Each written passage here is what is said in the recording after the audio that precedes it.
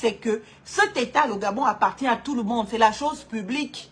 Maintenant, ceux qui veulent gérer demandent à nous qui disposons de la souveraineté nationale individuellement. Pardon, est-ce que vous pouvez nous donner mandat? Nous, on vous donne mandat. Nous qui donnons mandat, nous sommes des mandants. Et ceux qui reçoivent le mandat sont des mandataires. Un mandataire, il doit donc s'exécuter dans l'intérêt supérieur du mandant. C'est-à-dire que, contrairement à ce qu'a dit le président de la transition, M. Brice Clotaire Oligui Nguema, la main qui demande est en haut, est en bas, et la main qui donne est en haut. En réalité, celui qui demande, c'est lui. En réalité, ceux qui demandent, ce sont les gouvernants qui demandent. Et c'est le peuple qui donne. Donc, s'il y a une main, s'il y a une allégorie de la main à faire, la main qui demande, c'est la main d'Oligui Nguema, la main de tous les gouvernants, la main de ceux qui vont participer demain au suffrage. Et je vous l'ai dit, la main d'Oligui, même aujourd'hui, demande pourquoi. Parce qu'il a commis une infraction qu'on appelle attentat. C'est grave, un coup d'État. Donc, pour que nous, on l'excuse de ce coup d'État-là, eh bien, nous comprenons les circonstances.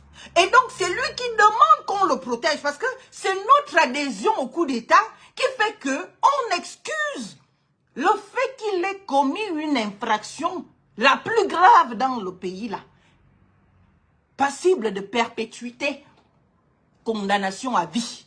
Donc, même dans la configuration dans laquelle nous sommes aujourd'hui, la main qui demande, ce n'est pas la main du peuple gabonais, c'est la main d'Oligui. C'est la main des autorités de la transition. Et la main qui donne le pardon, qui donne l'excuse, c'est la main de qui? C'est la main de nous autres. Donc, même si on est dans cette allégorie, et même quand on est dans la vraie République, c'est-à-dire l'ordre constitutionnel établi, la main qui demande, c'est toujours la main des gouvernants. Et ce sont les gouvernés qui donnent mandat. Et c'est quoi le mandat? Le mandat, c'est pas que c'est moi le chef, c'est moi le patron, je suis président de tout et responsable de rien. Le mandat, c'est que le peuple, de quoi il a besoin? Je dois travailler chaque jour que Dieu fait pour que le peuple accède au minimum à tout ce qu'il lui faut. Tant que je ne réussis pas mon mandat, je ne suis rien. C'est pour cela que nous avons le droit de te révoquer. Et la révocation, là, elle se fait à quel moment? La révocation, elle se fait quand tu reviens nous demander mandat. Si on avait un contrat de 6 ans, comme c'est le cas pour les parlementaires députés, eh bien, le jour où tu reviens nous voir, tu dis non, Coco, on t'a donné mandat.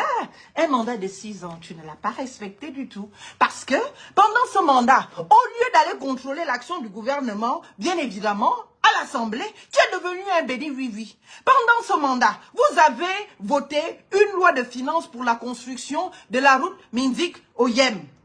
Seulement, vous avez dit que la route Minzik-Oyem nécessitait 5 milliards. On a voté pour les 5 milliards. Les 5 milliards ont été donnés, mais quand on va regarder la route Minzik-Oyem, la route Minzik-Oyem n'est pas construite.